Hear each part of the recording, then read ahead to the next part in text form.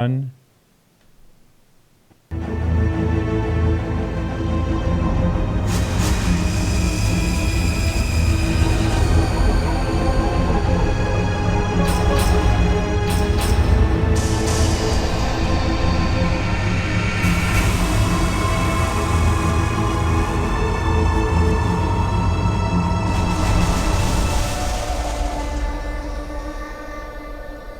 Hello and welcome to the show. I am Martin Willis, your host, and this is Podcast UFO. I always forget to say that. You were expecting probably a different show because we had a show scheduled today with Roberto, that is Pignati of Italy. Somehow things got crossed, and anyway, he just wasn't available. And when you're dealing with someone that's international, I tried for over a week trying to make sure this would work. So I had a lot of time into it. It didn't work. And so I scrambled, and I was very lucky to get Alejandro Rojas to come in for the first part of the show so we can have a show, actually. And then Mack Maloney, repeat guest Mack Maloney, is always a character and always fun to have on. He's going to be on in the second part of the show.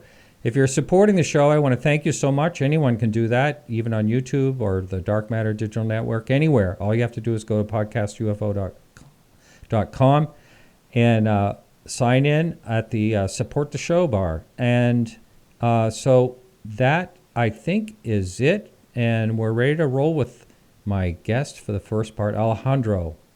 Good to see you. And thanks for filling in these the shoes of the guy that didn't show up. My pleasure, my friend. Yeah. So it's been let's see. Last week you weren't on and the week before you weren't on. So you've had a little bit of gap. So did you have a show last week? I did. It was a pre-recorded. Oh, okay. Yeah. So anyway, so it's been a couple of weeks. We made it through the UFO Congress. That went well. A lot of good feedback from a lot of people about all that. And so let's just talk about how that went. I thought it went just absolutely great. It went very well. That's it, isn't it? That's all you're going to say. Yes, it did go well. I felt luckily, we had a lot of people there. Surprisingly, and I don't know if anybody noticed this, nobody's commented, which is interesting. I noticed this big time, but others don't seem to as much. We didn't have as much press coverage. Usually I have, a little piece from every television station in the Phoenix area to share with people on our Facebook and everything. But we did have some of the TV stations out there, but they didn't really film much. Interestingly enough, we did get some footage on luckily AZ Central, which is the website for the Arizona Republic, which is a big newspaper out here. The newspaper covered us quite a bit, and she came in, and the reporter, who I think was an intern actually, she asked a couple questions during the Travis Walton panel.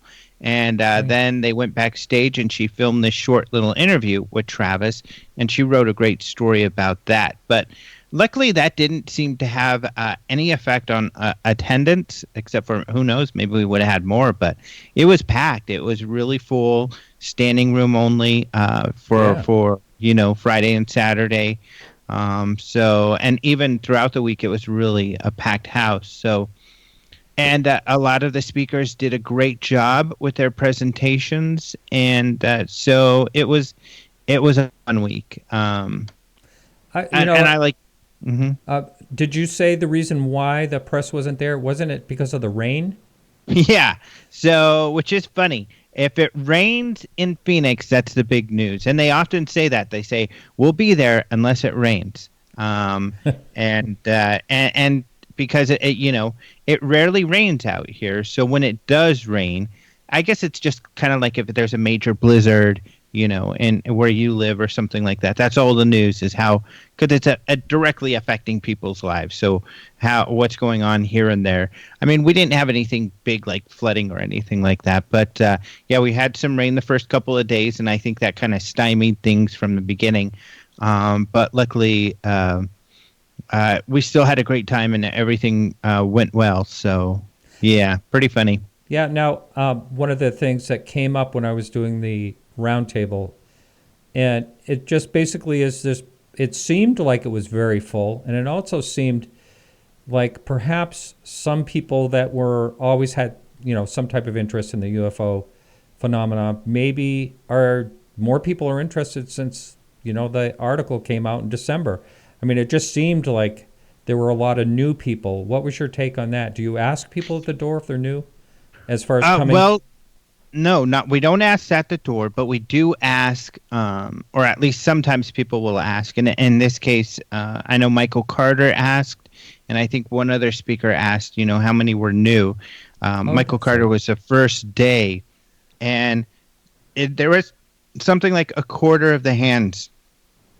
And he said, how many of you, this is a first, UFO conference like this you've been to? And about a quarter of the room raised their hand. So that was a lot. And I think that's one of the things that we do well is we get a lot of new people. Last year, I know I asked during my talk, and it was around 30% of the people. So we always have a pretty high percentage. I mean, that's a lot of people. Out of 1,000 people in the room, that's a couple hundred, 200-300 people.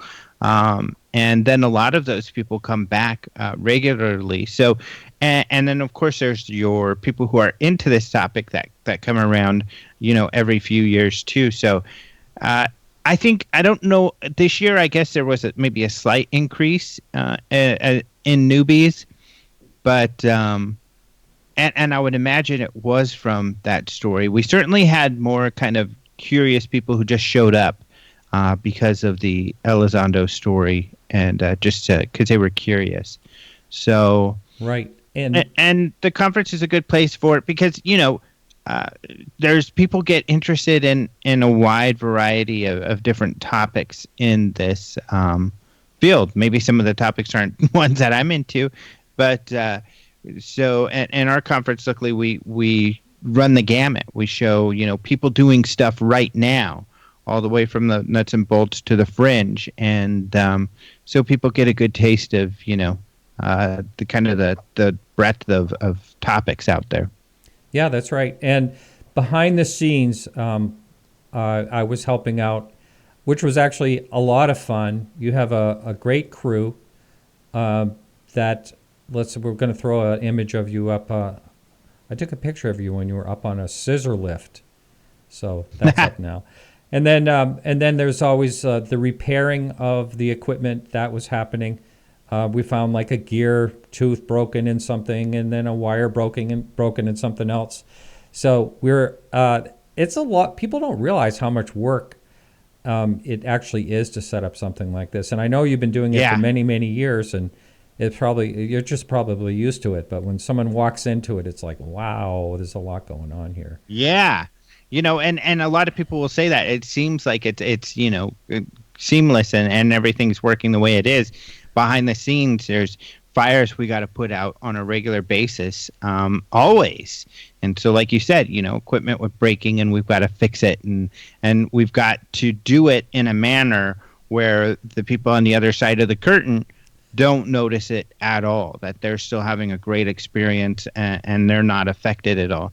And so that's the challenge, and that's what makes it certainly an adrenaline rush, that week. I'm sure you felt that too, to go troubleshoot those issues and get them taken care of so nobody notices. And then, in some cases, and for me this was the case somewhat, the learning curve, because we used to have Michael Klein, who is just, he does TV, high quality video stuff.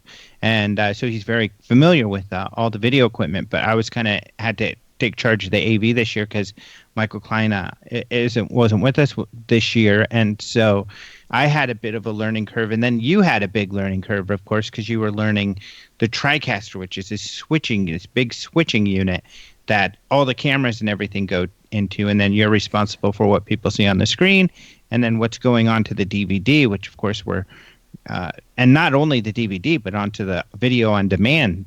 That's the videos that we preserve of the talk and then share with people. So that's really, really important. I mean, that's the product of the conference are those videos.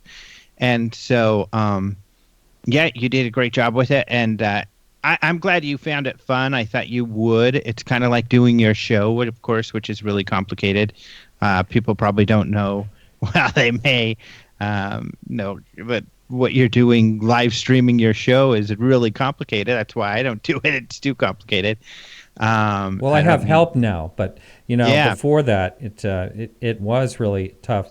But even with your help, I mean, there's a lot going on in the back that people don't know about. Where you guys are doing that, every week, making sure to put this together and putting out, fixing things that aren't working right before you go live, and you've got people in the background doing stuff right now. So yeah, the one thing also about you actually, it's almost like pre-editing the movie before it actually goes. I mean, you're like the camera angles and everything. It's really, I found it really fascinating, and it was a really, really fun behind the scenes. Someone posted a question here for you, Alejandro. They want to know when the conference videos will be available on the Open Minds website. Never. Because Open Minds and the conference UFO Congress. UFO Congress are separate. Yeah. So, I mean, in the same sense, right now. So, because Open Minds, of course, is still a sponsor. And if you go to Open Minds, you see ads around Open Minds for the UFO Congress and for the UFO Congress store. We even have a shop link that'll take you to the store. I gotta fix so if you go to openminds.tv and click any of those links for the UFO Congress store or the shop, because now the Open Mind store is in the UFO Congress store. So really, I don't think I'm doing a good job answering this question. My point is that now, if you want to go to openminds.tv and click any of those links, it'll take you to the UFO Congress store, and the videos are up there to purchase. Also, if you go to the ufocongress.com and go to the store, you could get there. So you could get there multiple ways, but they are available to purchase right now. And you also have a new YouTube channel, right? We have a new YouTube channel because we're separate, Open Minds and UFO Congress. So on our YouTube channel, we have posted the Elizondo interview that To the Stars recorded for us, which was the big thing for us, this exclusive interview with Luis Elizondo. So that you can go watch right now. And kind of this intermixing of Open Minds. In just a bit, I'm going to be posting the transcript of that interview. Which for researchers and people, especially with this, you want the details of what he said, so you can reference it and go back to look and remember, all the details. And so I'm going to be posting a transcript real soon here after the show, so people can find that at Open Minds, and I'll have a link to that from the YouTube. But yeah, there is a new YouTube. Please go check that out. And then we do have our video on demand, which also is advertised on Open Minds or on the UFO Congress store. And that's cool because, everything's going to video on demand. Who even plays DVDs? Besides these conference ones, I'll play them on the computer just to make sure they work and everything. But I don't watch anything, on DVD anymore. I watch it streaming. So we do have this video on demand streaming where it's just a few dollars a month and you have access to hundreds of videos. And we do have up there the entire Luis Elizondo presentation.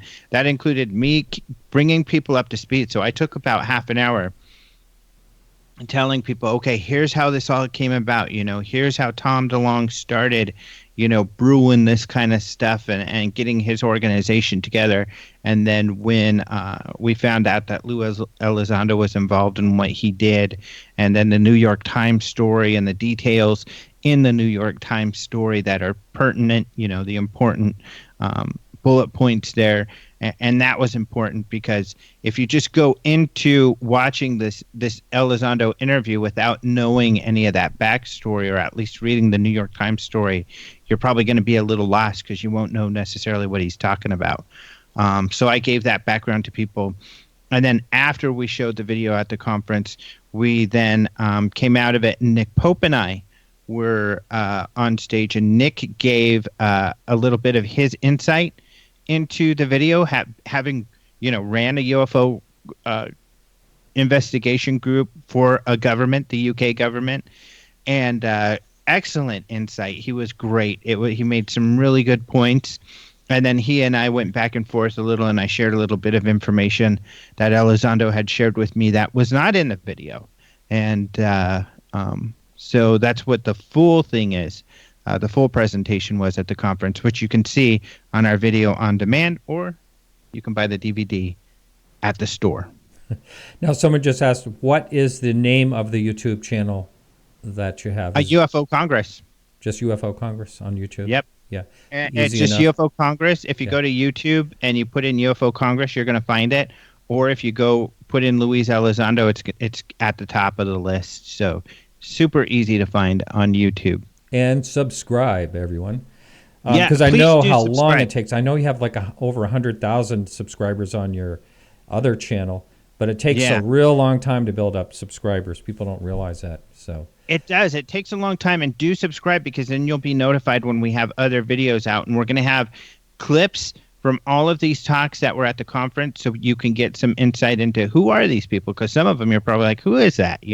Most of these people you or I have interviewed on our podcast, but some we haven't. So we'll give you insight into that. Plus, we're going to be posting awards for the videos. So we have this award ceremony, and we videotape that. And so we'll be posting so you could see all of the awards, the Lifetime Achievement Award, the Researcher of the Year, who won the short form and the best, or the long form movies, and the People's Choice Award movies. So those are always a lot of fun, especially I think the Researcher of the Year and the Lifetime Achievement Awards, because those are videos that we put together where you get to learn some interesting UFO stuff, because we tell you, here's what this person has done, here's why they won the award, and in doing that, you get to learn a lot about ufology and some UFO cases you probably haven't heard of.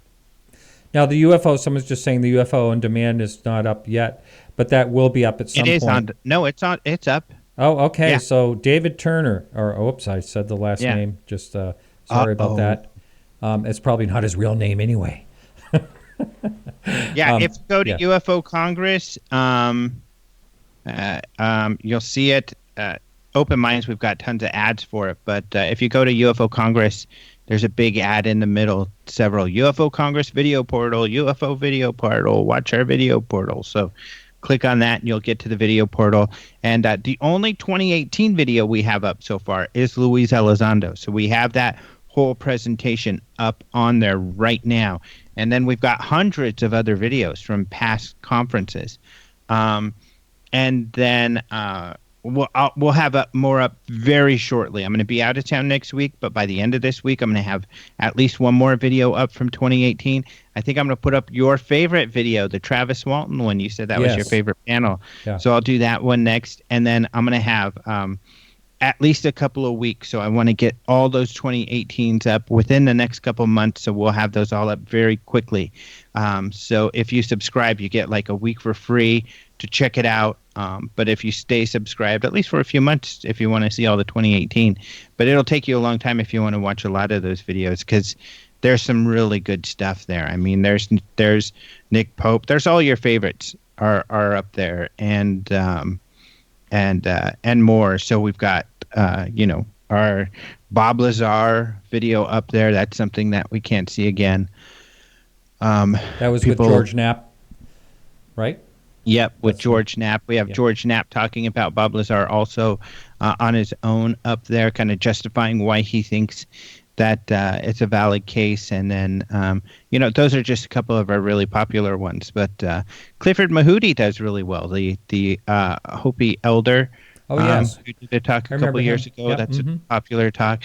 Paul Stonehill talking about Eurasian UFO cases is a popular one. So Yeah. there's a lot of good stuff up there. Claude Swanson is another popular one, who is a theoretical physicist who talks about kind of the paranormal and the science of the paranormal, and how, there are these theoretical concepts that may answer why things like ESP and things could possibly be happening.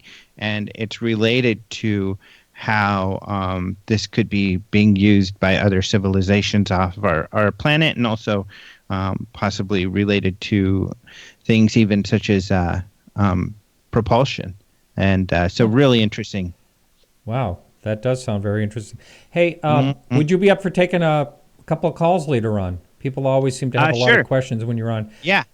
So there was a question. Someone asked, they keep hearing about those metals in Bigelow's, warehouse.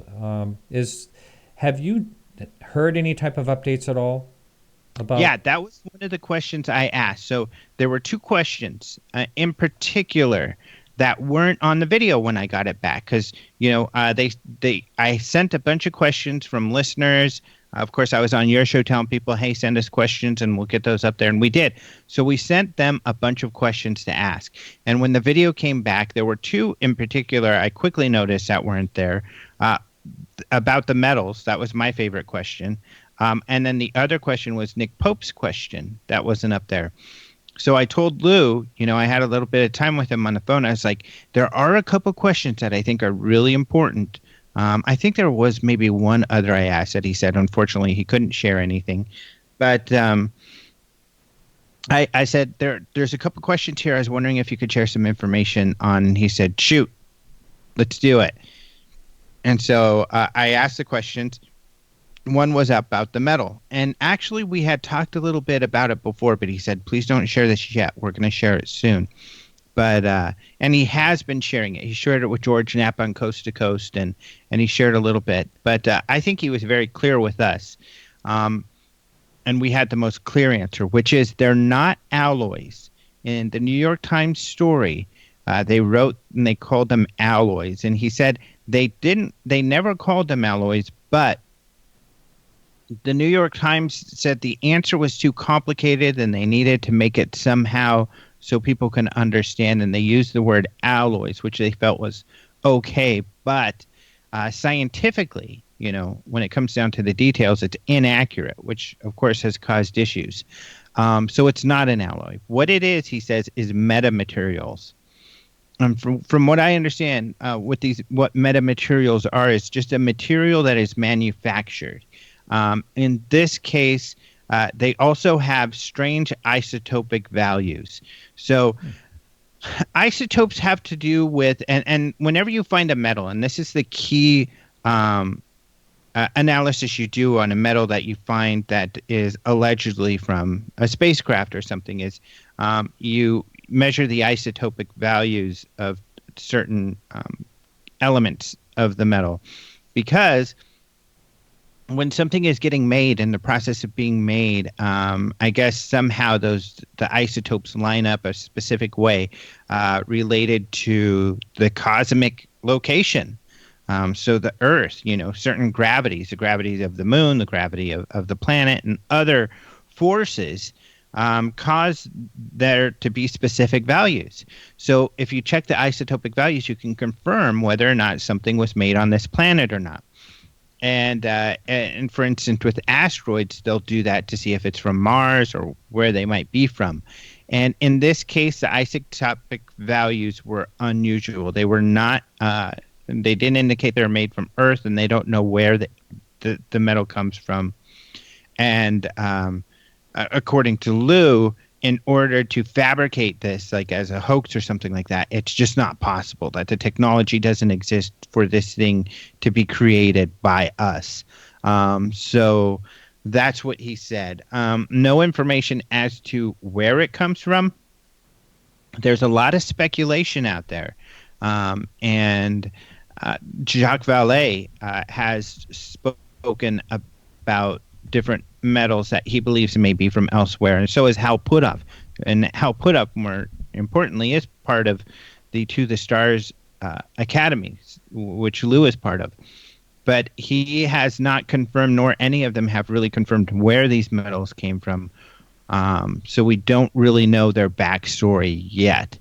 Hopefully we will at some point. But yeah, so it sounds interesting. I mean, metamaterials with isotopic values that we cannot, and that's the first question most people will ask. Well, have you done an isotopic analysis? And they have, and that's what it's shown. Wow.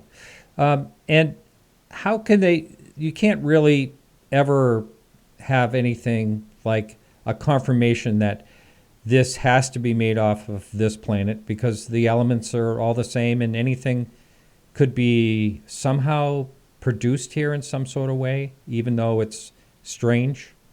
That's why you have to check the isotopic values, because you have to have, because you're right, the element, all the elements come from the stars, and essentially the galaxy, the universe, we all have the same elements around. So just because you have, so you're not going to find, the elements aren't necessarily going to be strange. However, some of the things that we have, aluminum or other things, are manufactured.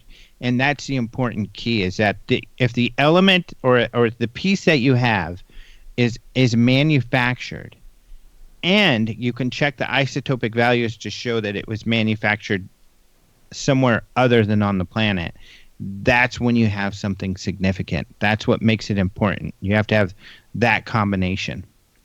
I see. Huh. Wow. And let's see, what is, there was another confused or misconception, and that was the Washington Post had said something to that Alejandro had taken the videos when he wasn't supposed to, or tricked them or something. So yeah, he cleared that up. What did he say exactly? He did, and I kind of exacerbated this problem in that the Washington Post had made this claim about the metals or about the videos, and so when I was interviewed by a couple of outlets, I had spoken about these are some of the questions that we need answers to. And nobody could give me these answers at the time, even though I was in contact with To the Stars and some of those guys. They were like, there's some things we're just not talking about yet. We're sorry we can't give you more information. Although Leslie Kane and I spoke a bit about it when I did a podcast with her, and she did a bit of clarification. But Elizondo clarified this in our video, and the Washington Post had said that he kind of tricked them, that he had told them that the videos he wanted to release for educational purposes, but the whole time he had this secret agenda of using them to show that UFOs are real. He said that's not the case. That's not true. That the DOD released the videos, and it was through their department, but he said, and Leslie, I guess maybe was not aware of this, or at least this wasn't clear to her, it seems. But he said that they released the videos in order to get them out to the public, and so they can have a better understanding of what they are, essentially, so that people, kind of like a citizen science thing. So people in the public could look at these videos, and then maybe someone out there could say, hey, I know what that is. That's not what you think it is. It's this. And so it was essentially to get help identifying these objects is what he claims. And he says that it was a DOD process.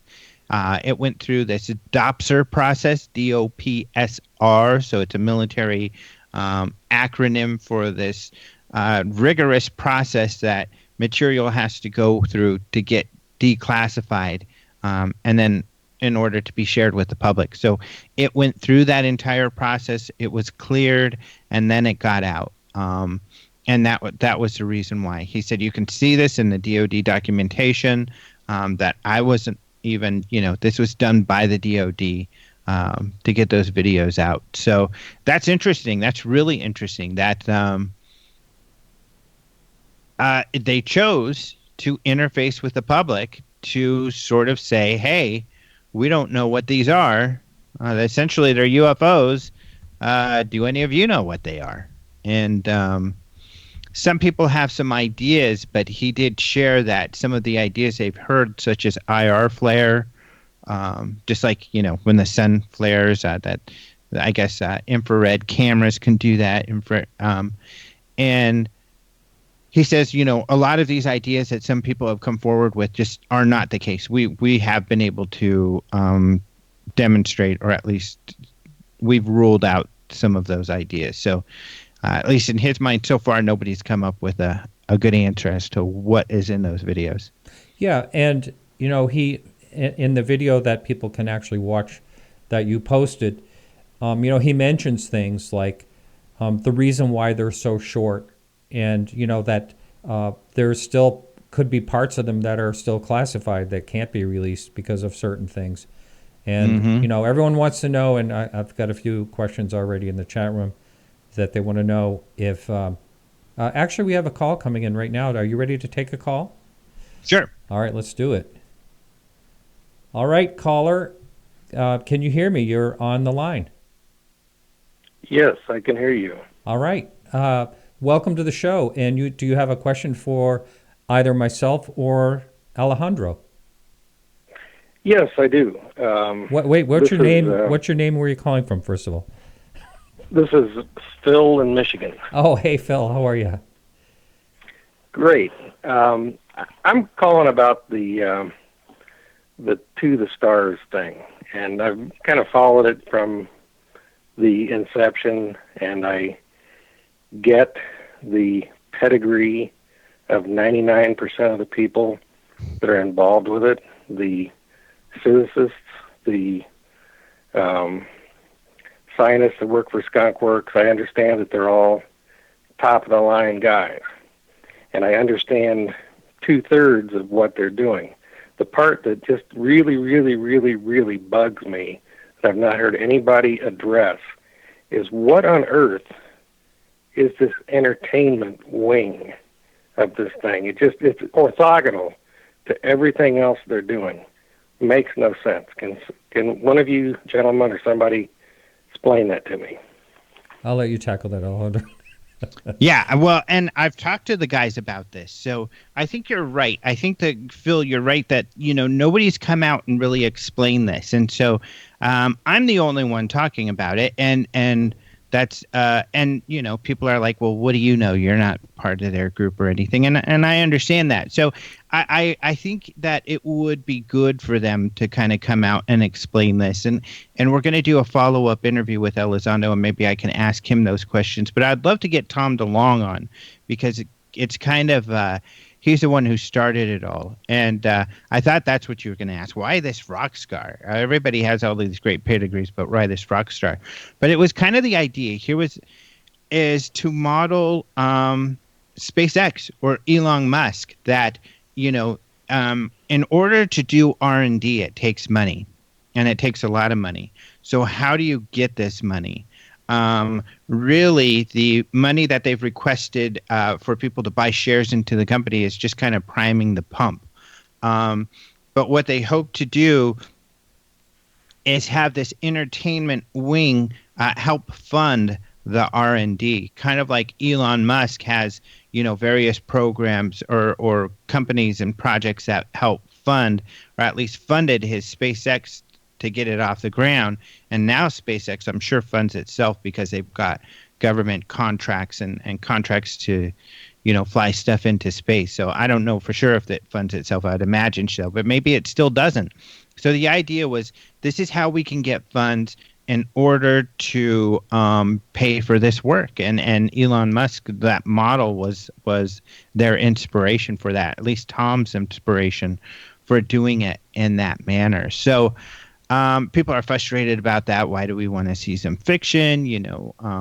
His argument is that this fiction is going to be based on reality, so it will be kind of like, in that way, it'll help be sharing information with people. And, he probably has a point. What inspired most of us the most, at least for me, Close Encounters was a huge inspiration. But I know anecdotally out there, movies, Fire in the Sky got a lot of people interested in Travis Walton's case. So they're just hoping to use that to inspire people to seek more information, and that they'll be able to hopefully provide a lot more credible information in that manner. So that was the idea behind it, and I think they could do they should probably speak to that, or at least have that message out there so people can understand, how does entertainment and UFO research go together? That's weird, and it might even be detrimental. And their argument is no, it's helping our efforts. So, yeah, well, that's a very good answer. But I think from my perspective, and I think a lot of other people's perspective too, they don't really need to tell the public that. I mean, they could decouple the two completely and still have the back channel funding to their primary research organization. Because, the appeal of investing in pure research, for me, would make a whole lot more sense than this entertainment thing. Because I have to tell you, I've listened to Tom DeLonge. I heard him on the Joe Rogan show, and I was embarrassed for the guy. That was some of the weirdest, hour and a half interview I've ever heard in my life. And if they want to couple those two, they're shooting themselves in the foot big time. They better just take it underground if they want to do that kind of funding. But that's my own personal perspective. I'd be highly shocked if other people don't kind of feel the same way that I do. But anyway, I thank you very much for your answer. That was really good. All right. Yeah, I think it's just got a great point. I think that a lot of people agree with Phil, and maybe that is something they'll want to rethink. I don't know. You will notice that since the New York Times story came out, we've heard nothing from Tom, and he's not talking. Right. And so they've kind of identified this issue in a way, and I don't know. Maybe they're working on an answer for it, but I think that's great. I thought I was crazy there for a while because I've been following this. I've been following this stuff from the 1970s, and it is one of those things that something just wasn't right about it. I agree. It had this weird vibe to it that because if, for example, I listened to George Knapp interview Luis Elizondo on Sunday. And, most of that interview was rehash, but there were some really, really striking parts of that make me wonder why that's not on the front page of the New York Times. And the last thing they need to do is to divert attention from the kind of message that he's giving with this other stuff. Which is neither here nor there. And one of the issues I've seen, and maybe you have seen this too, is that some of the UFO personalities out there have looked at Tom's stuff and they say, look, he's got the answer. And this justifies all of my wild, crazy conspiracy theories because Tom says they're real. And they're completely ignoring, the more credible, hard-nosed stuff that's coming from Elizondo and some of these other credible people, which is unfortunate because that's the real meat, that's the real tangible stuff that you can, share with the mainstream. Unfortunately, Tom his stuff is unsubstantiated. That's true, and it really is because Putoff's interview was just mind-blowing. Yes, it was really good. I mean, it's just one of those, between him and Luis, oh my God. I mean, it's like, because I'd lay in bed at night, thinking about this stuff and how real it actually is now. I tell my wife about it, and she just looks at me and wonders what's going on and wonders why, there's not more in the major news media. And that's really why I feel so strongly about what they've done with, the whole DeLonge entertainment wing of this thing, because they're really cutting off their nose to spite their face with this thing. The message, the core message that's there between Putoff and Elizondo is phenomenal. Yeah. And it's getting drug in the dirt. That's kind of the bottom line for me.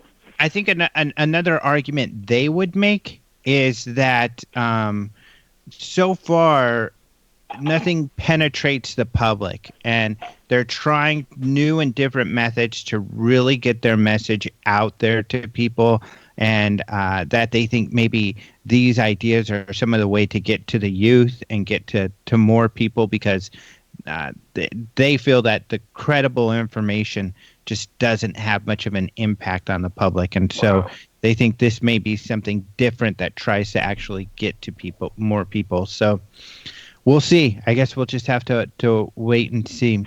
Okay, Phil. Hey, thanks for the call. Yeah, well, thank you very much for your answer, Alejandro. Alejandro. Yes. It was Alejandro, yes. Yeah, bye-bye. Not me. The only thing that I want to just add to that just a little bit is the only detriment that I see, or one of the detriments I see, is that it might be confusing to the first-time person that lands on their website. Now, wait a minute. Is this UFOs or entertainment, or, what is this? Or is it all a mix? It just might be a little confusing to someone. Maybe, yeah. Possibly. We only have a little bit of time left here, so I will say, and we were going to talk about a number of things, but let's just address this, and if someone calls in. So the number will be up on the screen now for anyone that is listening live and they want to call in. And one of the things I wanted to talk about, Alejandro, was the Oregon, last October, I guess it was October 25th or something like that. There was FAA tapes. Have you listened to any of that? Checked any of that? No. Have you heard about it, though? I've heard about it, and I've just posted the story on Open Minds today. Yeah. But I just have not had time to look into that. Yeah, I've listened to it a little bit, and it looks great. I've seen some conversation. It looks like a cool case. Yeah, it's something there that's really happening, and incredible speeds and all that. It's really, I always like hearing someone that talks like in anything like that, whether it's a fighter pilot or anyone that's someone from a flight tower, talking about it on radar. That stuff is really fascinating to me. The call in, if anyone else wants to call in and ask Alejandro a question, he's going to be on for just a little bit longer. That number, I'll say it if you're listening, and it's 603-967-4030. That's only for when the show is live. I get calls when Dark Matter is running the show sometimes. So what about, there was also a story about Robbie Williams. Did you look into that one at all? Not. I thought we were going to talk about the Congress. Okay, yeah. No, we were. I just had, I threw you those two things too, if you wanted to talk about them. Okay. I have no info. That's okay. Do you want to talk about what's going to go on next year? All right. Guess what? We have a call, and I'm going to take that call. All right, caller, can you hear us? You're on the line. Please give your name and where you're calling from. Hey, Martin. This is Ryan from South Carolina. Oh, hey, Ryan. How are you? How you doing? Good. Oh, pretty good. You got a question for Alejandro? You're back in the cold weather again. I am. It's actually very nice here. It's been in the 50s and 60s. Snow is almost starting to melt. I have a question for either of you, and this may be getting off topic. I don't know if it is. We can move on to something else. We were kind of kicking this around in the chat room. Trump. He's been president now for probably over a year, and if anyone would leak this, if any president, he seems to be an expert at leaking. If anyone would leak this, I would think it would be him. And it's hard to believe he would not be briefed on this. And so, it kind of makes me wonder, either one of three things are going on. Either, number one, the government, there's really nothing to this, and the government really doesn't have anything. Number two, they suspect it, but they don't have anything to brief him on. In other words, we think we may be getting visited, but we don't know. Or number three, he's actually keeping his mouth closed, which is just borderline crazy. I wanted to get your thoughts on it. I mean, why have there been no leaks from this administration? I think that, there's a whole long history here. So it's a great question. And that's what's fascinating about the ATIP program, this Advanced Aerial Threat Identification program that Luis Elizondo was part of. Because of your scenarios, we already know what we know for a fact now, for a recorded fact, mainstream for the first time now accepts that there is a UFO phenomenon.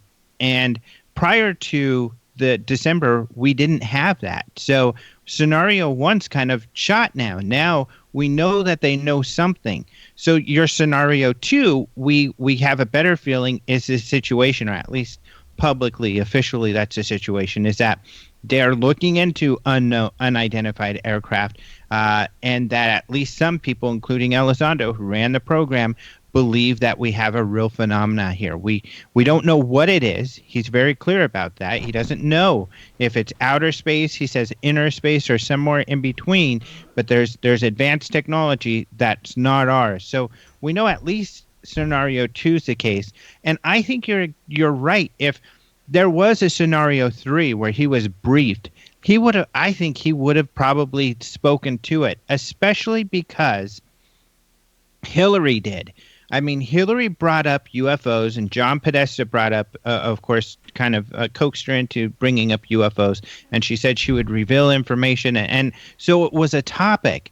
And so I think those of us who watch politics and are also in this field, and historically, politicians have been made fun of once they mention things like this.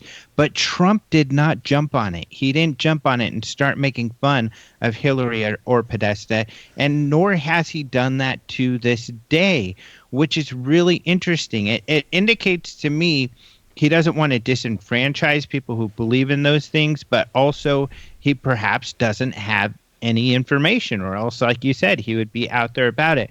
But it's really interesting that he's been so silent, even though kind of Hillary's camp lobbed him this softball that he could have, spiked home to make fun of her, and he didn't do it. So I think that you have an interesting question, and it's an interesting, I think one of the follow-up questions, one of the things I want to ask Elizondo is, does he know? Was the White House briefed on their work, especially the papers they had done?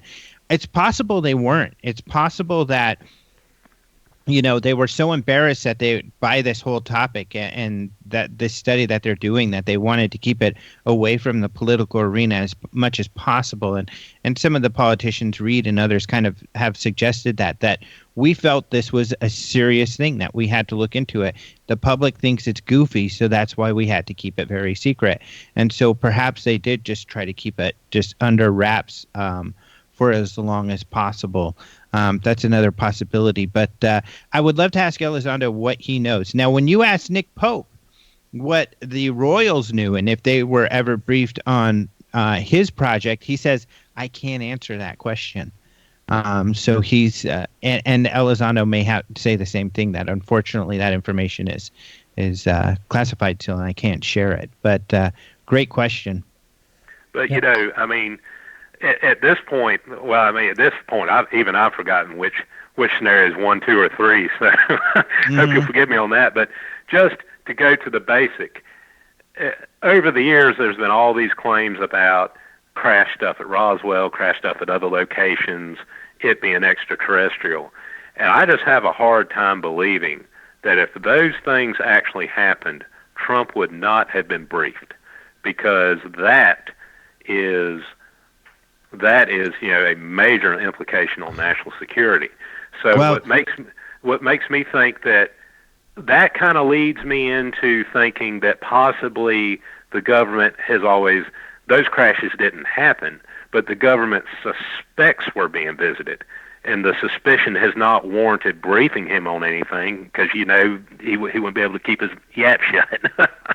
I think you're exactly right. I think what you just said is probably the case. Personally, I think that's the most likely case, as frustrating as that might be for some people. However, I think it's interesting what Bill Clinton said. Bill Clinton said about UFO research. He said, I looked into it. I didn't find anything. But he said, I would not be the first president that career bureaucrats have lied to. So it's possible they just didn't share the information with me. I Clinton think said he looked specifically at Roswell and found nothing. I think he got Webb Hubble to look at it. Yeah, he looked at Roswell. He had Hubble look at Roswell and JFK.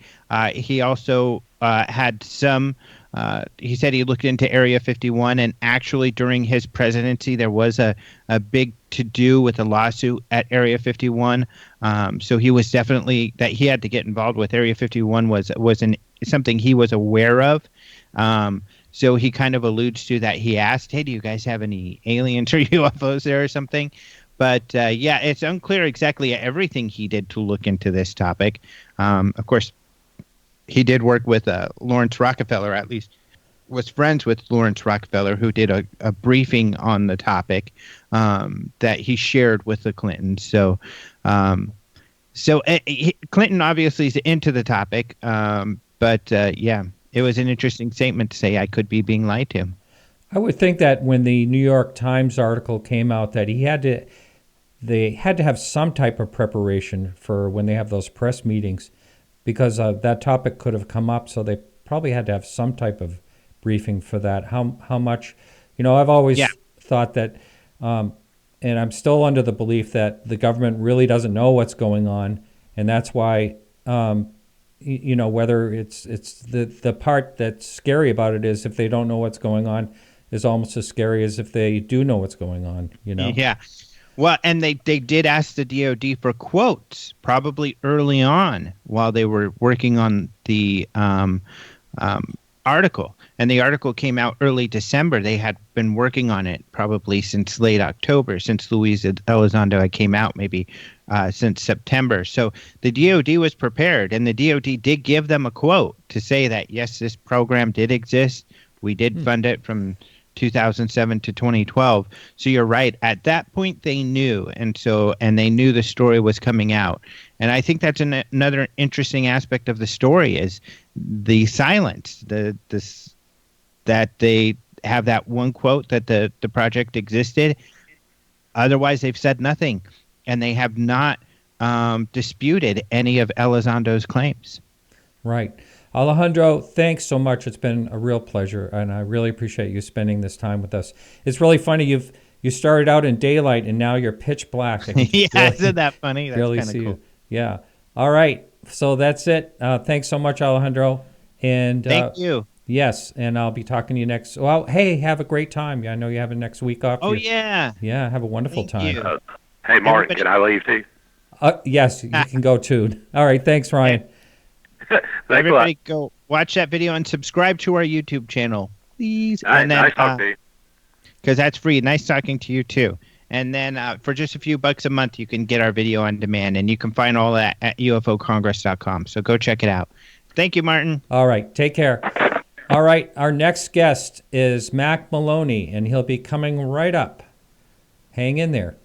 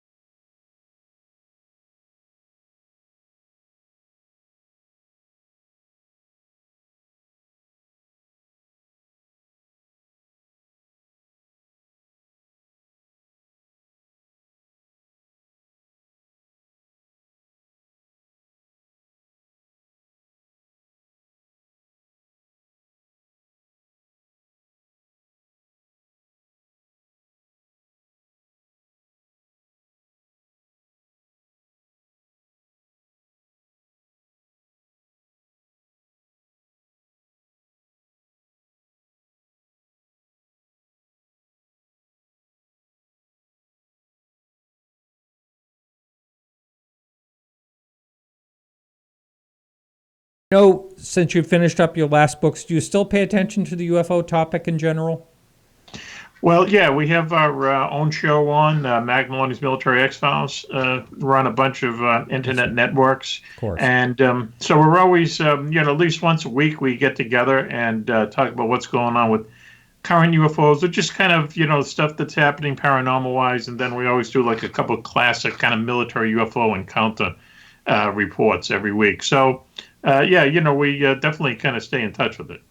Yeah, I've been on your show twice so far, and it's a blast. I mean, I don't know. You just do a lot of laughing. There's a lot of funny things. You're not afraid to say anything on your show.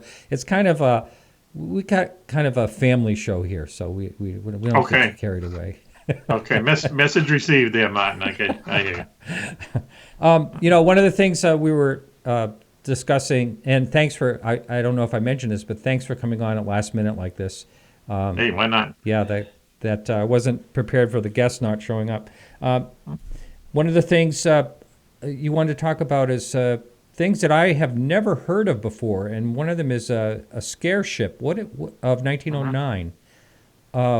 What is that? Well, when we were talking off here earlier, we were talking about what can we discuss that a lot of people may not have heard of. And these are in, I've kind of found these researching the book UFOs in Wartime. And I came upon the story, and people had written about it before, but for some reason it was news to me that back in 1909 over England, there was a year and a half or so of people seeing these things that came to be known as scare ships. What they most closely resembled were Zeppelins, which were used in World War I, but not until 5 years later. And at the time, the Germans had just, basically invented the Zeppelin, and they hadn't even flown them off of tethers yet. They hadn't been flown independently. So these things that people saw over England were not Zeppelins. In fact, Count von Zeppelin himself said they weren't Zeppelins. But anyway, what they were these huge airships. They could fly very fast. Like a Zeppelin could fly at top speed, maybe 50 miles an hour. These things were clocked at going 250 miles an hour. They were seen all over England. There were more than one of them. A lot of times people would see them. When people would see them, they'd also see men in black on the ground. So it was really the first really recorded incident of people seeing men in black. And no one knew what they were. And they as I say, stayed for one summer in 1909. They kind of slowly faded away during that winter. People did see some in 1910, and then they went away completely. And no one ever figured out what they were, where they came from, other than the fact that they flew way faster than any kind of Zeppelin. Even today, blimps can only go about 50 miles an hour, maybe 60. These things were literally clocked from London to outlying villages, outlying towns that go in excess of 250 miles an hour. Now, what have the skeptics approached that and come up with any ideas on what they thought they were, as far as you know? Well, no. The rumors at the time were that, if you go back in history to that time, everyone just assumed that there was going to be a war between Germany and, and the British sometime. And so some people would say, well, this was really just kind of some nefarious plot by British intelligence to get people used to seeing enemy, aircraft flying overhead, because that hadn't happened before in wartime, as a way to get the population ready for a war, which, you still would have had to build the things. And if you were able to build them, if British intelligence were able to build them, then they would have been way ahead of the Germans as far as, airship, construction and using airships as weapons was concerned. So I never really saw anything that, made any sense. There were airship sightings in the United States in the late 1800s, and there were airship sightings seen throughout Europe in right before World War I started. But nothing like the intensity and the frequency that people saw them over England in the summer of 1909. It seems to me that I read something about this, possibly. Didn't some of them have lights too, or is that? Yeah, there were lights. No, that's right. They were. They had searchlights that they would shine down at the ground, very intense. Which we didn't have at the time. We didn't have something like that. Nothing like that. 1909. Nothing. Right. To carry something airborne way back then, I mean, it was everything had to do with weight. And the lighter you can make it, the better you were going to be able to fly. So, but to have these huge searchlights, and you would have generators, you would need places to mount the lights on the bottom of these things. But whenever people saw them, they had these really bright lights on, and then some people said, well, maybe they're spy blimps from Germany, and people would point out, well, why would you have a spy blimp with two, huge searchlights, shining down at the ground if you were trying to be, undercover or whatever, and not seen? But these things were so huge that they were, it was almost impossible not to see them if they happened to be flying over. And they always flew at night, too, as well. Do you know about sound, any type of sound that people... Just a whirring sound, and no sound of any kind of engines or anything, but just that sound of something, moving through the air. Jeez. And so I think it's funny, like there's these flaps and then I want to talk about some more later on as we're talking here. But there's these flaps and it'll show up something totally bizarre like that shows up and then it's gone and never to be heard from again. Right. It's very strange. I mean, as you say, these things have happened before, and they've happened, after 1909, people started seeing, different things, the Foo Fighters during World War II and so on. And you're right. They just seem to, they appear, there's an intensity to them, frequency to them, and then they kind of fade away. And, you can't explain them, but they do all seem to kind of have that pattern. Yeah, let's talk about Foo Fighters because I don't know if you and I have ever really discussed that too much. But were they, as far as you know, was it only orbs is what they saw? Or did people see structured craft? People saw structured things. Orbs were the ones that were the most reported. But, there was, again, I wrote a lot about this in UFOs in wartime where people reported your regular flying saucers, literally the saucers, a lot of the cigar-shaped objects, triangular objects, round balls of light, but also, things that were circular but looked like they were made of something. There was a whole variety of them. And one misconception, well, back then, the way that the British and the Americans looked at it is that, these things are strange, but, we have to fight this war, so we can't, really spend any time and resources trying to figure out what these things were or are. I mean, a lot of people, the British were convinced that they were German secret weapons, but there's no evidence that they ever had any kind of bad intent, no evidence, no reports of them shooting at our planes or our troops or anything like that. So the Foo Fighters they were just there, after researching a lot, I came to believe they were just there observing. They're observing war, maybe they were time tourists. Maybe they were tourists, people who came back in time to see history being made. And then when the war was over, when the Americans were able to kind of debrief the German rocket scientists, German military, Luftwaffe, they all said, we thought they were your secret weapons. So each side thought they were their own secret weapon. And they happened in the Pacific as well. They saw lots of Foo Fighters in the Pacific. And the difference was the USA Air Force in England did finally release, its files on, as few as there were, on Foo Fighters. But the U.S. Navy has never released its files on unidentified flying objects during the Pacific War. So, who knows what that contains. Now, so it wasn't too much longer, just say 5 years later or so, 5 or 7 years later, the Korean War started. Do you happen to know, did anyone say anything about Foo Fighters again, or was it just in World War II? No, it's funny because of all these wars that I, had written about in UFOs in wartime, the Korean War is really the most pivotal one because for several reasons.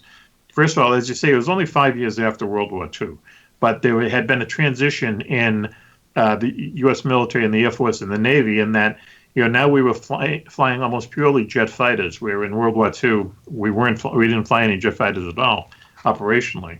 Number two, these fighters had radars in the plane, so what would happen over Korea, if they would see a UFO, you would frequently see it on the ground from a ground-based radar, but also it would be picked up by the radar on the plane itself. So you had almost like two parallel routes of proof that something was up there.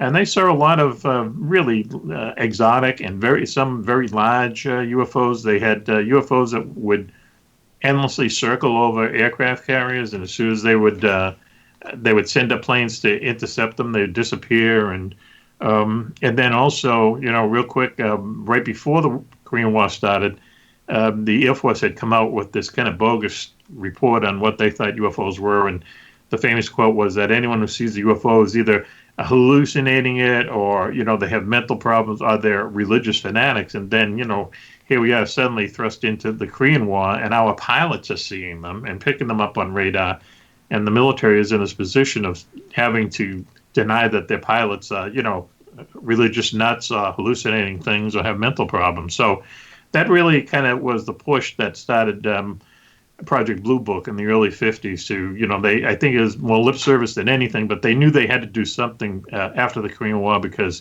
so many pilots saw them and they were picked up so many times on radar. Right. And, you think of modern ufology, as they say, started in 1947, with the Edwards sighting, and then Roswell, et cetera.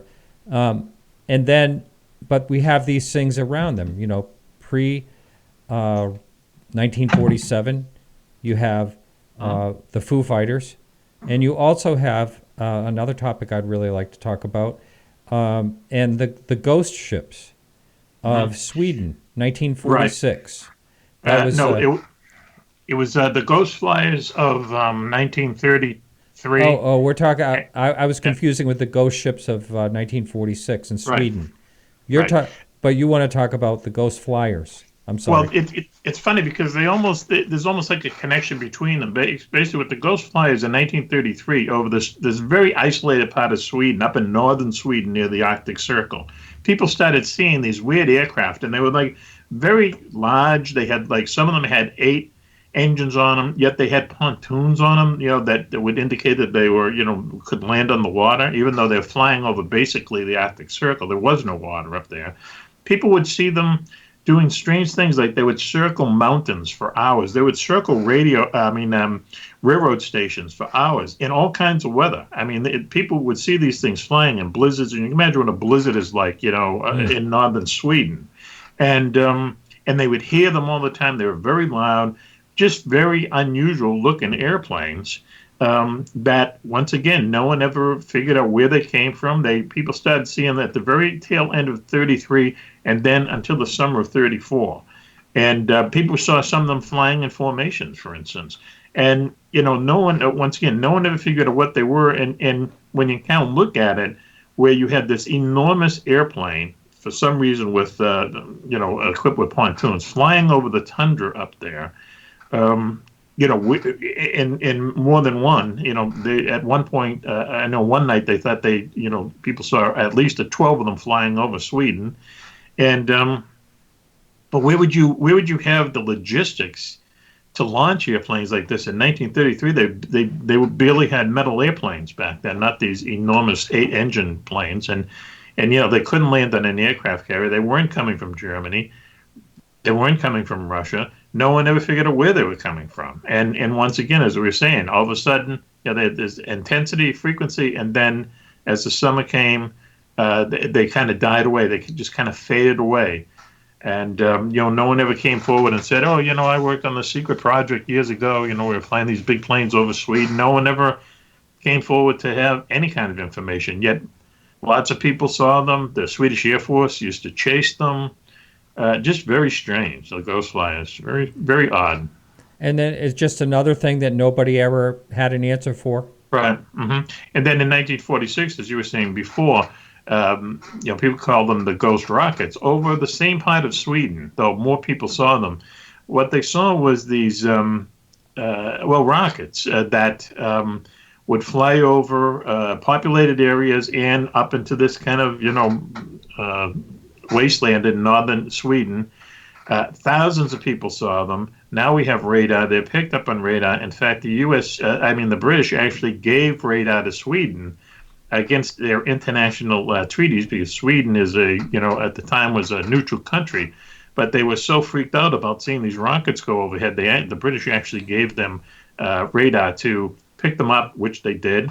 The U.S. Air Force sent over Jimmy Doolittle, who led the 30 Seconds Over Tokyo raid, and another gentleman named Sarnoff, who went on to start NBC, the NBC network. And he was in the military at the time. They went over, and they saw evidence of these things flying over. They had no idea what they were. They thought maybe the Russians were firing off old V-1 buzz bomb rockets, but because Peenemünde, where the Germans built those things, was kind of close by, but that had been stripped and brought back to Russia. There was nothing at Peenemünde anymore.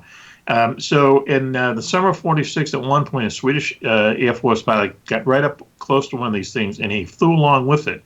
And he did a sketch and had a verbal description of it. And when you read that description, it matches almost exactly, actually pretty exactly, to a Tomahawk cruise missile, of our era. But Tomahawk cruise missiles didn't come into, they weren't flying those things until like the late '80s. So what was a Tomahawk cruise missile doing over Sweden in 1946? Once again, no one's ever figured out. No one ever came forward and said, I worked on the secret project or whatever. The Swedish government was the first government ever, and they released a report, and they said they believed that they weren't from Earth. And the other strange thing about them was lots of people saw them crash into lakes. That's right. And, yeah. And then the Swedish Navy would go down into these lakes to look for them, and they wouldn't find anything. They would never find them. No, that's the most bizarre thing. And one actually, I remember speaking to Claes Svan in Sweden, and I think it was in either the 70s or 80s, a couple witnessed one do exactly the same thing. And it's strange. It's too bad. And it went right into a lake. They all went into lakes, or everyone they saw land went into a lake. Right, exactly. Yeah. Which makes it totally bizarre. And the one that they searched was not a very deep lake. It was like 12 feet deep, and they still couldn't find anything.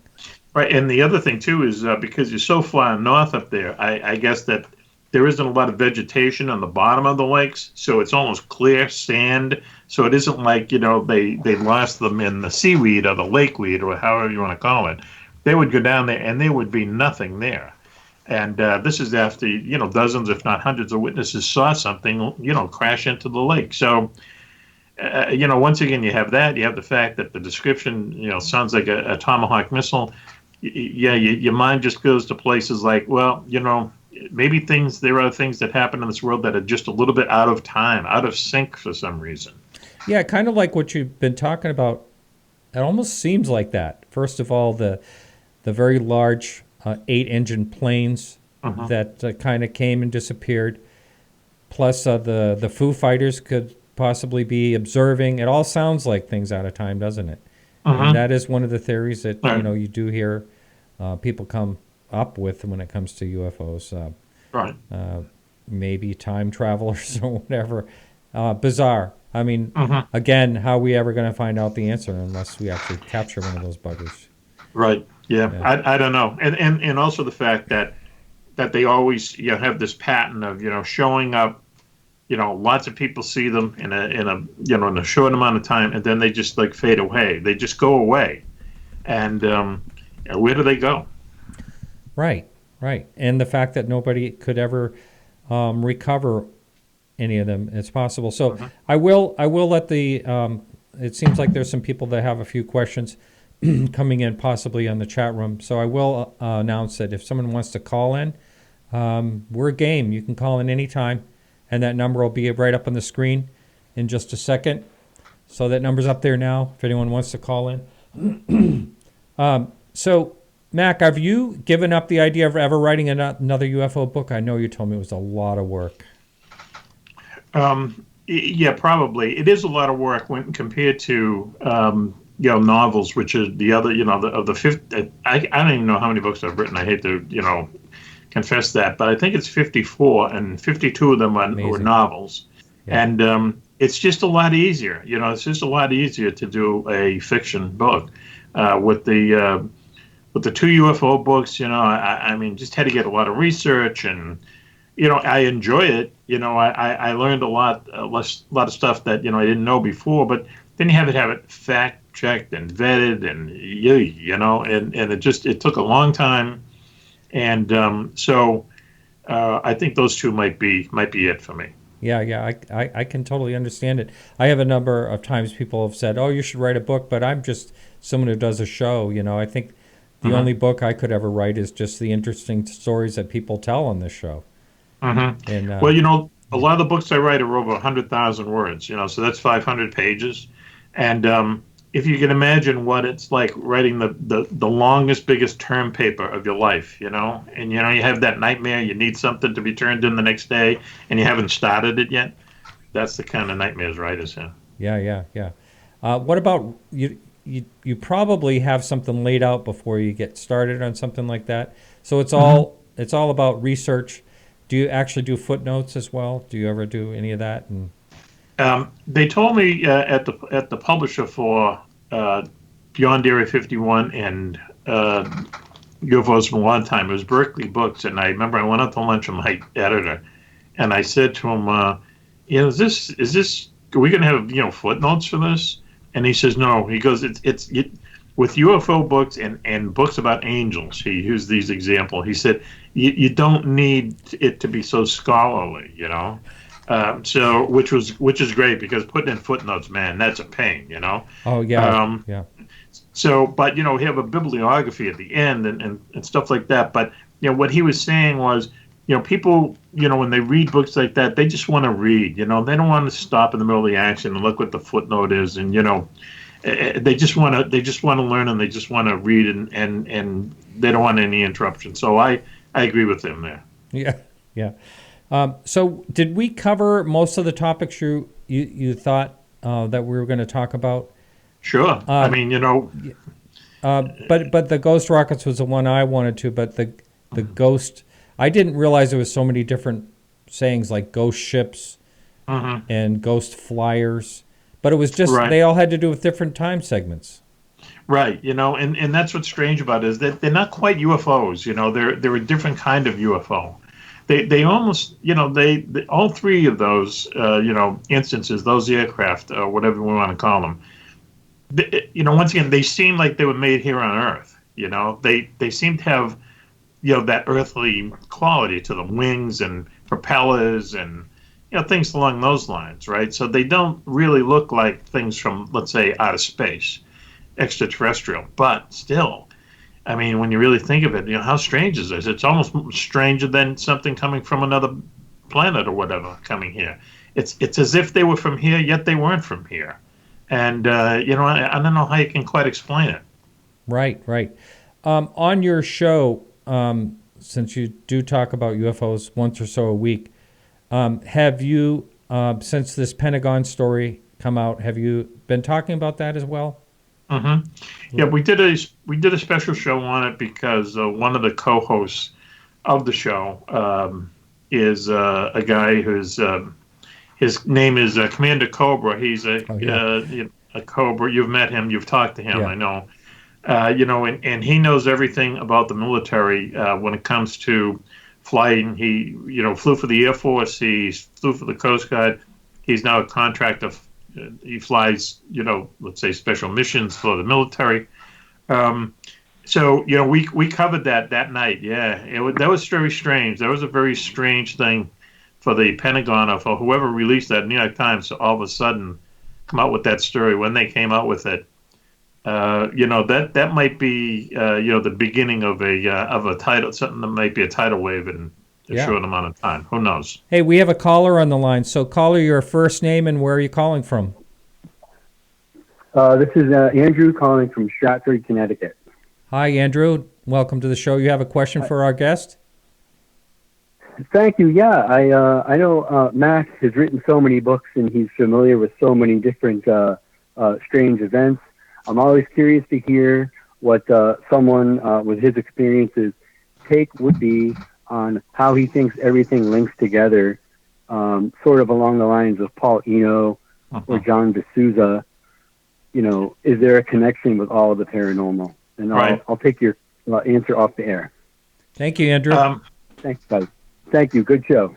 Thanks. Bye-bye. We talk about that a lot on the show. Paul Eno is a friend of the show, and he's been on a bunch of times, and I've been on his show too.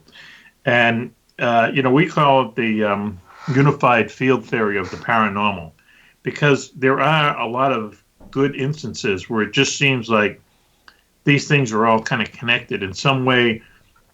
We might not be able to figure it out, but we can definitely draw kind of dotted lines to them. And one night we had even though we're a radio show, we had a photo on, and someone had snapped in California about 2 years ago. They went to take photos of a haunted house out there, and wound up capturing, let's say a ghostly figure at the window, and then a UFO over it. What are the chances, right? A twofer. Yeah. And then there's a lot of instances of, what people call hotspots around the world. St. Louis Valley is one of them out in Colorado, where people see not just UFOs, but they see Bigfoot, they see flying humanoids, airplanes vanish, in midair. They have cattle mutilations, they have horse mutilations. They have weird creatures. They have lights that show up in graveyards. All this stuff, all in this contained in this, it's a good sized area, but relatively small area. It's near a fault line that creates the bottom part or the backbone of the Rockies. And it's also surrounded by 5 secret and semi-secret Air Force bases. So, when you have all these kind of ingredients together, you put them all together, you think, why is all this strange stuff happening here? Why at that particular point? At Roslyn in they call it the Falkirk Triangle in Scotland, where more people report UFOs there than any other place in the world. If you can believe it, Scotland has the highest rate of UFO reporting. And the very strange thing is that they all seem to fall within this triangle. And at one point of the triangle is where the Roslyn Chapel is, which is famous for the Knights Templar and the Da Vinci Code and all that jazz. Why there? Why there? Of all places. There's other places around the world. There's a place in Russia called Kapustin Yar. Is that the forest?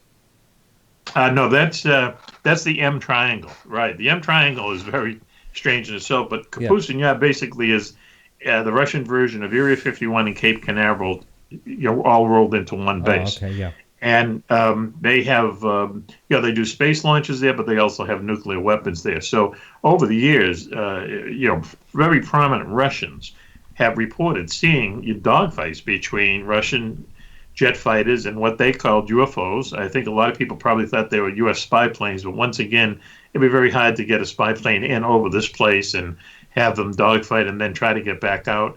There was a UFO sighting there in the 60s where a UFO came down over this place right around midnight and hovered over their the buildings where they hid their nuclear weapons. Now, the strange thing about this is that it stayed in sight for like 30 minutes. Hundreds of people saw it. Well, the KGB went in there and questioned everybody about what they saw. And one of the Rockefeller brothers actually spent some money to do a report on this. And what they found out was they talked to 30 witnesses. The KGB talked to 30 witnesses, and they all told the same story. And when you really think about it, who's going to lie to the KGB? Who's if this was some kind of hoax, who would? You wouldn't perpetuate it in front of those guys, right? So something must have happened there. And once again, it's in an area where all this like very weird stuff seems to happen in these concentrated areas. And that really, to me, lends a lot of support to this whole idea that, and I think it would be also very cool if this is we found out what actually happened, for it all to be connected to one thing. That Bigfoot is connected to ghosts, it's connected to UFOs, it's connected to the Loch Ness Monster. All this strange stuff we see, it's not little bits and pieces stuff, it's all bits and pieces of one big thing. I think that would be very cool if that's what the answer turned out to be. Yeah, some people say it's all connected to our mind and what we fabricate.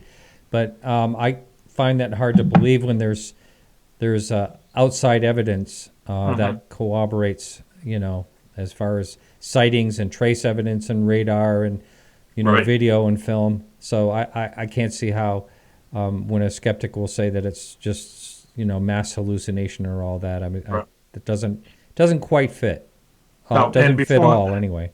As you say, before radar, hey, maybe you could make an argument for that, but not since, because they have photographs in videotapes of radars picking up UFOs, and they're there. We're not hallucinating them; they're there. That's the electronic evidence. Yeah, that's right.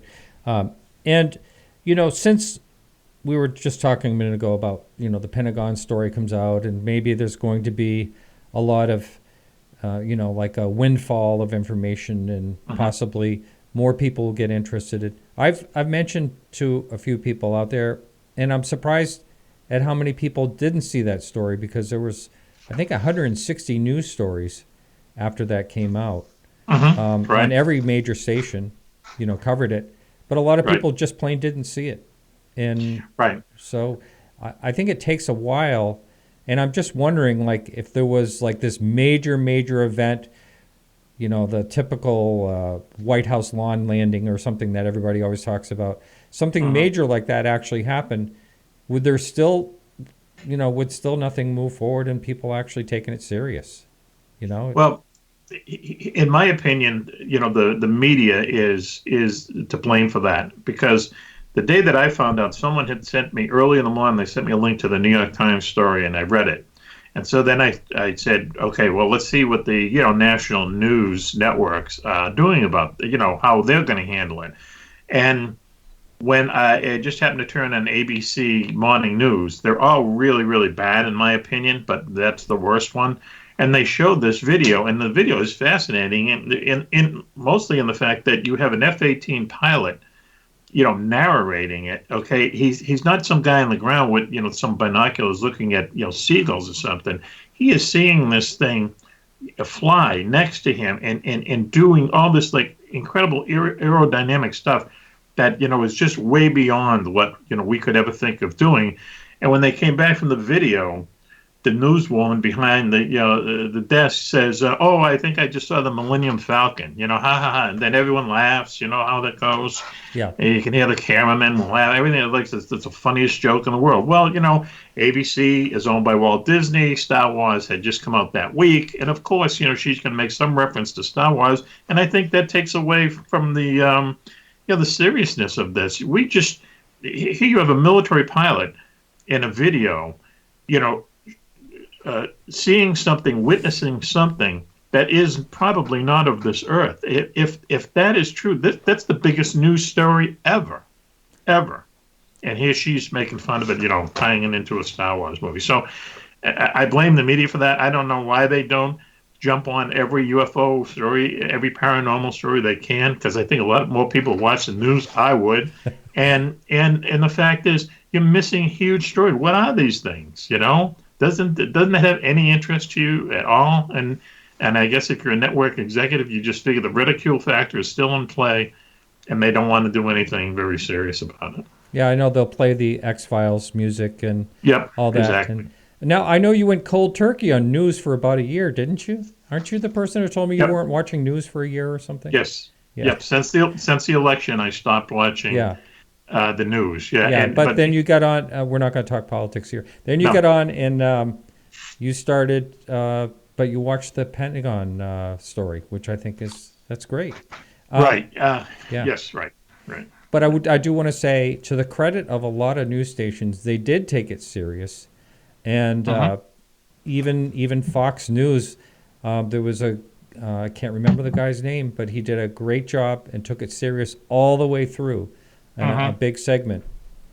And what's also strange too is, not to interrupt you there, but when you look at the past 15 years, what the number one movies have been, okay, a lot of them, well, I'll go beyond 15 years, a lot of them have to do with, like, well, look at E.T., Close Encounters of the Third Kind, Independence Day, War of the Worlds. I mean, these are all huge movie hits that people go and see.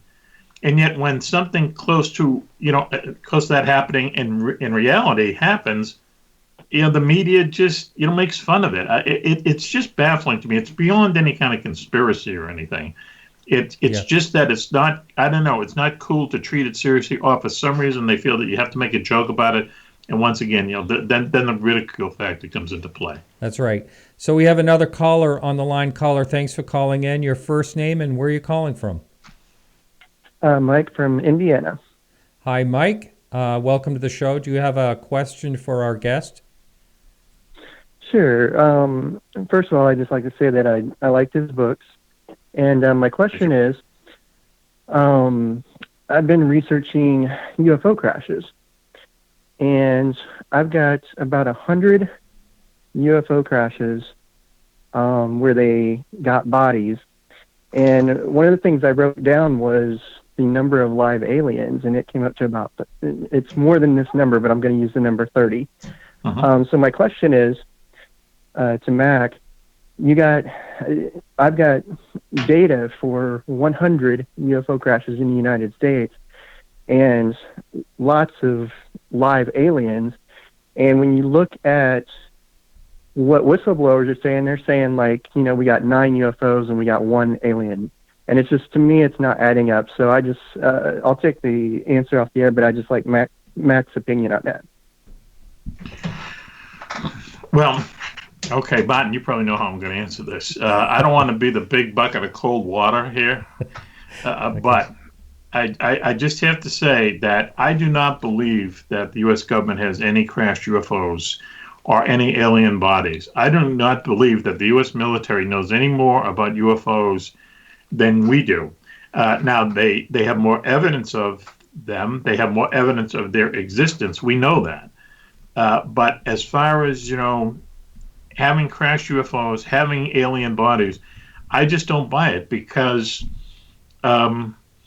first of all, I think, once again, it always comes down to when people say that, they say, well, why do they do that? Why would they keep this secret? And people always say, well, because there'd be panic in the streets and, so on. I mean, but really, would there be? We go back to what we were just talking about, how all the big blockbuster movies about, people from places other than Earth coming here.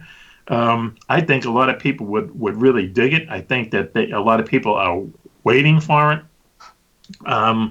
So why would you keep it secret? And you would be responsible for keeping, once again, you'd be responsible for keeping the biggest secret ever in all of humankind.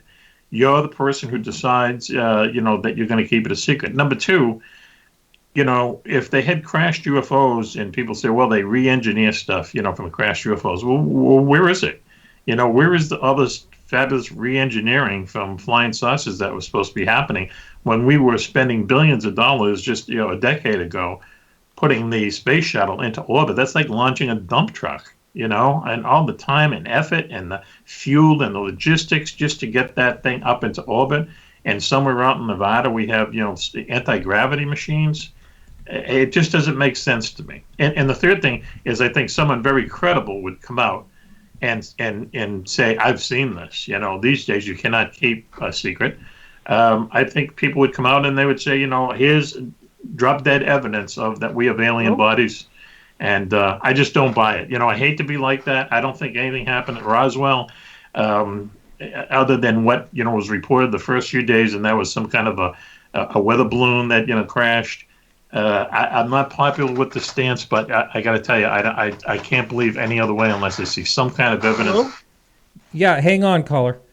So, Mack, you and I totally disagree on the Roswell thing because I think we've had that talk before. Right. Mm-hmm. I think, and I'm just going to, caller, just hang in there for a minute. So just before the one question I have for you on that, and then we'll move on, and that is, why would the Army Air Force ever even say anything at all to begin with? Well, because I think what happened was, Kenneth Arnold had his sighting only like a couple weeks before that, if that. And all of a sudden, people were seeing UFOs everywhere across the country. Yeah. And I mean, in those 2 weeks, it was just incredible. Yeah. And people were wondering, what were they? What are they? And I know a lot of people thought they were, Russian secret weapons or red Chinese secret weapons or whatever.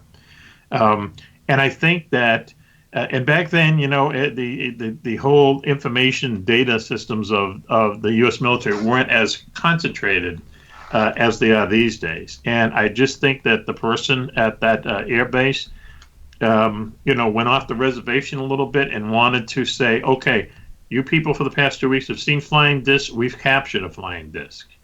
And then, when they found out really what this was, which is, it was a secret project, but it was something that didn't have anything to do with UFOs, they had to shut it down. They had to, come out with some kind of cover story to cover up the secret project that was going on. That's why I think, and if you follow that, and there's photographs of the debris that was found that you can match up square foot by square foot with one of these balloons that they were sending over Russia with microphones in them to see if the Russians were detonating nuclear weapons. So talk about the mogul. Right. Yeah. But anyway, we're never going to agree on that one. So right. That's okay. Okay. So we have a caller on the line. Caller, your first name and where are you calling from? How are you doing now? This is Abner. I'm calling in from Florida. Hi there. Welcome to the show. Do you have a question for our guest? Thank you. Yes. Well, it's sort of a semi-question. I agree that I believe that there are so many cases, like the Roswell case, where so many opinions about it, and the balloon case, and the aliens. But I believe that you don't really need so many different cases to call disclosure. For instance, we just had this recent pilot come out with that footage, that gun footage. Uh-huh. Right there, in my opinion, is disclosure. Uh-huh. I think people are looking for some massive explosion, close encounter, mothership coming down from the mountain kind of experience to call disclosure.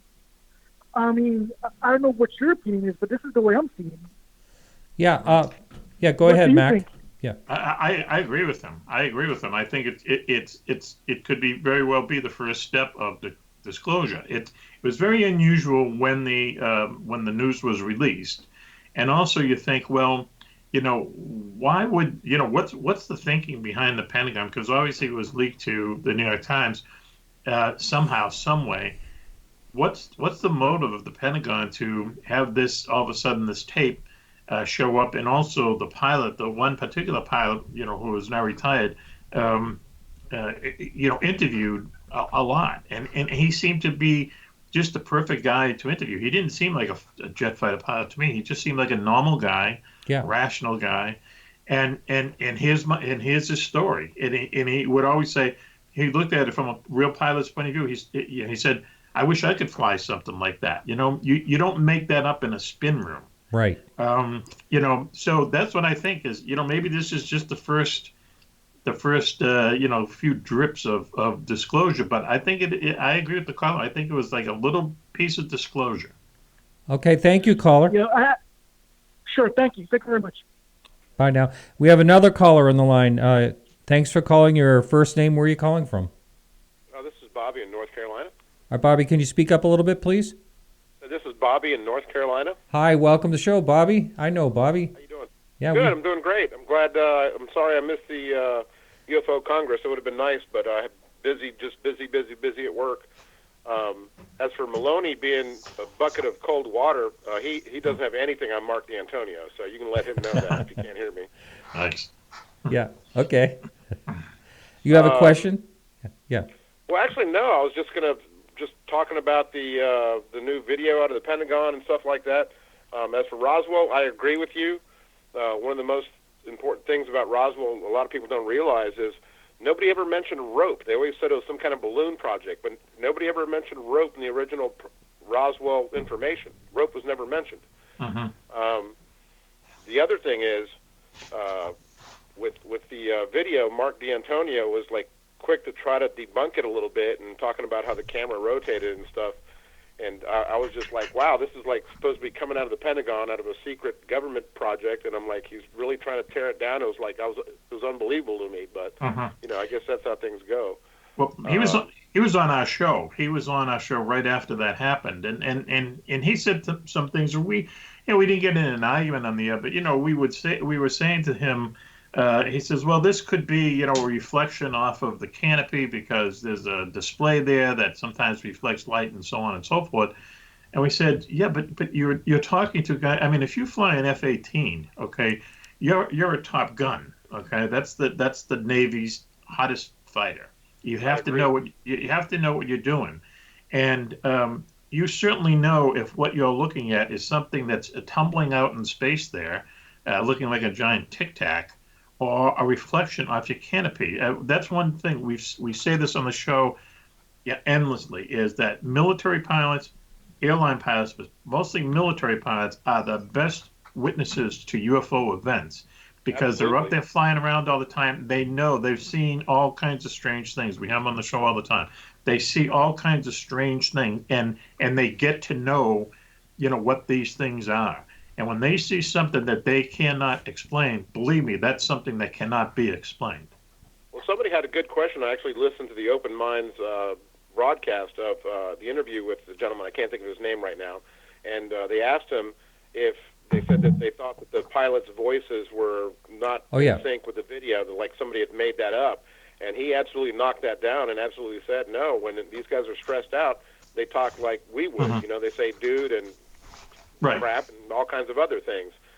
And, there's also reference in there where he states the other guy, look at your other radar. They actually have different radios. They got a radar where they're actually looking at a distance, and they have an overview radar where the guy, they obviously saw multiple objects. And, really that hasn't been talked about a whole lot. But so something was going on that really spooked these guys. Right. And coming out of the water, there's a good chance that, that when they started shooting that overhead video, that the thing had just come out of the water, a few seconds before. And a lot of people, believe that UFOs might, come from the ocean or hide in the ocean or whatever. The biggest thing about that, after just the surprise of seeing the video itself is, to me, is why. Why would they release it now? Why now? Unless it was really some kind of gradual release, some kind of gradual, first steps towards disclosure.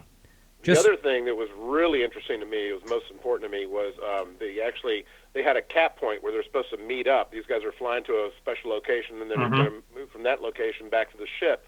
And these objects disappeared from where they were, and they get a radio call from, I guess, the Nimitz saying, hey, you won't believe this, guys, but the Tic Tacs are now at your cap point. And that was just like mind-boggling. It's almost like they could read people's minds at a distance. So how would they know? Really interesting. Right. How would they know to go there, that technology, and being able to go into the water and out of the water, I mean, we can't do that. That's thousands of years beyond us. So whatever it is, I'm not saying it's aliens or another dimension, but whatever it is, it's mind-boggling. I mean, it's not an easy answer. There's no easy answers. I agree. Just one quick correction, Mac, and that is it never actually went into the water. It was the way one of the people worded it. Sounded like it said it was 50 feet down in the water, but what he meant to say was 50 feet over the water. So because I heard that correction, so they never saw it actually come out of the water, as far as I know. Yeah. When that video starts, it you're looking down and it's kind of your vantage point kind of fools your eyes a little bit, but then we have to assume that if it didn't come out of the water, then for some reason it was flying, very fast, 50 feet above the water. And, it almost seems like, well, we just missed a little bit of the footage there. Lots of, I don't have to tell you that there are lots of reported sightings of UFOs coming out of the water, especially during World War II. Yeah. Absolutely. Hey, I'm going to leave you guys at that. I want you to say hello to Juan and Commander Cobra for me. I'm enjoying your shows. I can't wait for more free episodes to show up, because that's how I get them, is on the free website. So right. I appreciate it. You guys keep me in stitches at work. My sides hurt. Okay. That might not be our intention, but thank you. I appreciate that. All right. Thanks, Bobby. You guys have a good night. All right, Thank you, thanks. Martin. All right, thanks. So, Mac, real quickly, now I told this story when I did the round table out in Phoenix, but the same listener may not be listening to both shows, so I'll just tell it real quickly. On my way out to Phoenix, I sat next to a American Airlines pilot, and we were chatting. He's a nice guy, smart guy. He invented something. We were talking about that. And so then he said he used to fly military. You know, he used to fly the F-18s in the Air Force. First of all, he just said I was in the Air Force. He never even, you know, he was very humble. And so he said he used to fly F-18s. So I said, hey, did you happen to catch the Pentagon coming out about, you know, UFOs and that they did a search for them?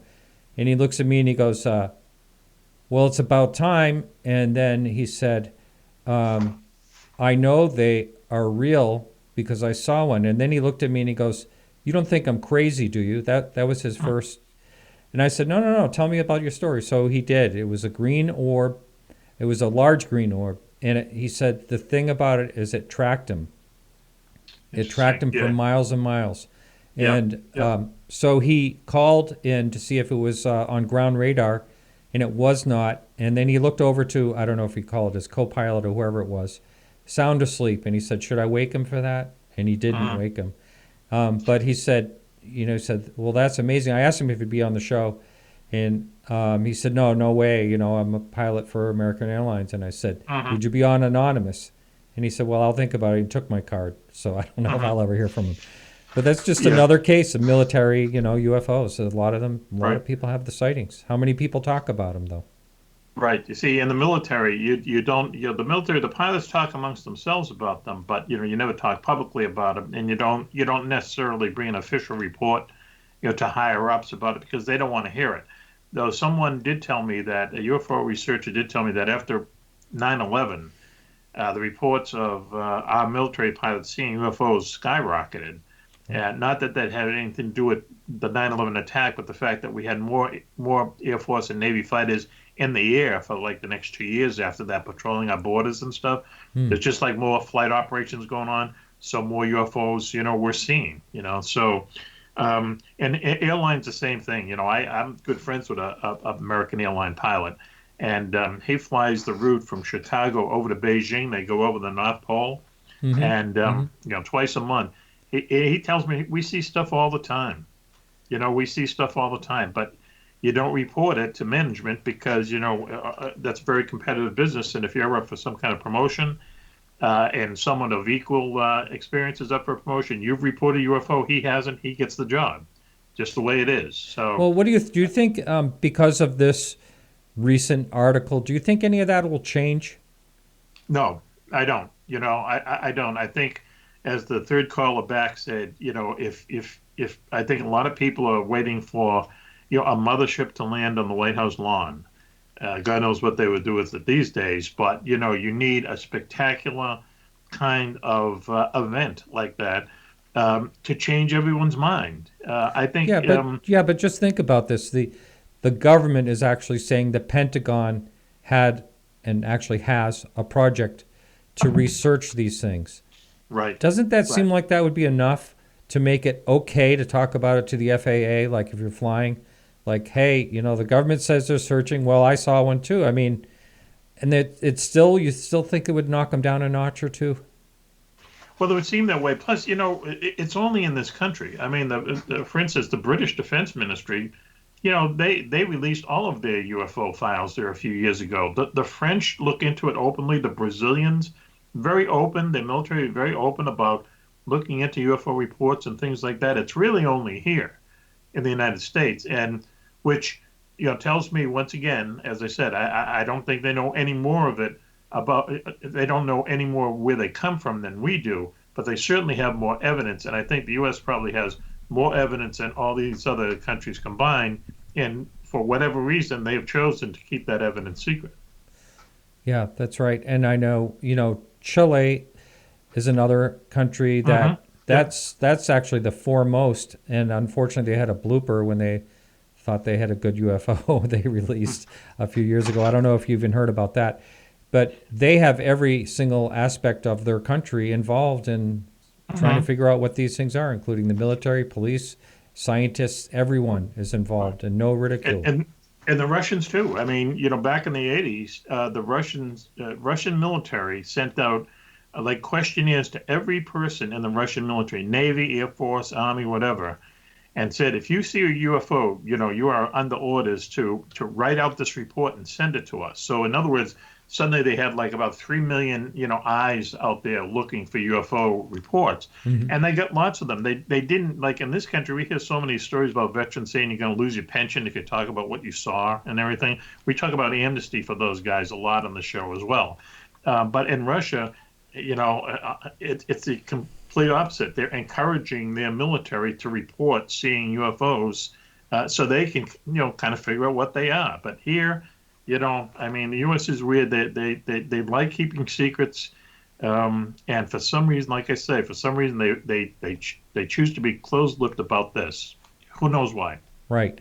One of the questions that, if I had an opportunity to ever talk to anyone that is involved in the To the Stars Academy, Tom DeLonge started that. If I had any chance to talk to anyone there, I would ask them, how do they think they're going to reverse technology by observing? That's one of the things they're claiming they're going to be doing. Are you familiar with that?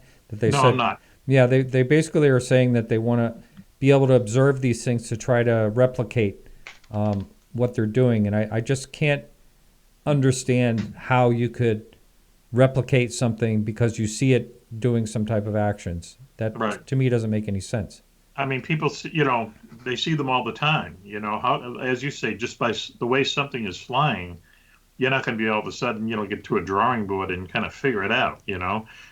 Real quick, there was an incident in Japan in the early '50s where there was a U.S. Air Force base where Tokyo International Airport is now, and while the Americans were running it during the Korean War, this UFO showed up over Tokyo Bay, right near this airbase.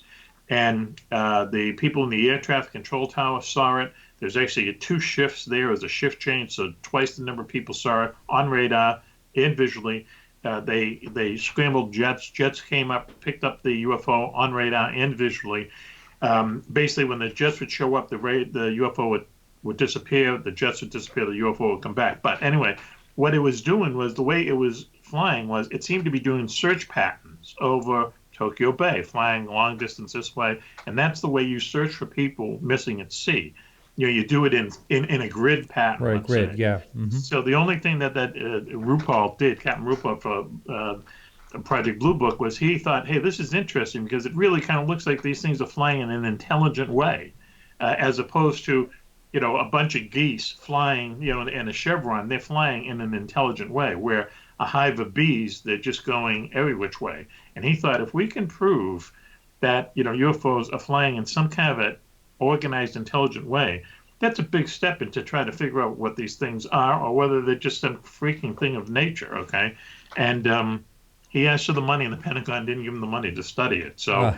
that would have been back in the 50s, that would have been an interesting thing to get into. Yeah, who knows where we could have advanced from there. Right. Hey, we have a caller on the line. Caller, we don't have a lot of time here, but your first name and where you're calling from. I'm Chris, and I'm calling from Lansdale. I'm a huge fan of both you guys. Oh, hey, thank you. Welcome to the show, and you have a question for Mac?